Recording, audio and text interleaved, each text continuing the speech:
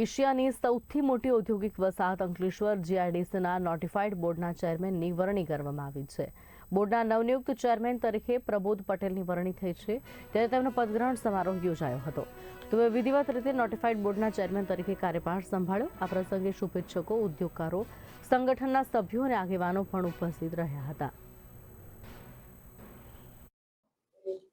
Board of management અંકલેશ્વરમાં મારી જે ચેરમેન તરીકે નિમણૂક થઈ એ બદલ હું આખા ઇન્ડસ્ટ્રીનો આભાર માનું છું. અને આગળના પ્રમુખ ચેરમેન શ્રી અમૂલકભાઈ એ જે કંઈ કામ કર્યા એ અધૂરા કામ હોય, આગળના જે પણ ચેરમેનો હતા એમના અધૂરા કામને પૂરા કરવા માટે હું ખૂબ પ્રયત્ન કરીશ. અને એન્વાયરમેન્ટ મુદ્દે અને બ્યુટિફિકેશન મુદ્દે જે મને ઇન્ટરેસ્ટ છે એમાં હું આગળ કામ વધારીને સારું કરવા પ્રયત્ન કરીશ. જીઆઈડીસીમાં રેસિડન્ટ ઝોન એટલો બધો વિકાસ થયો છે, એમાં અત્યારે નવી પેઢી પણ રહેવા માંડી છે અંદર, તો એના માટે જે કંઈ સગવડો જરૂર હોય ભવિષ્યમાં એનું વિચારવાનું છે.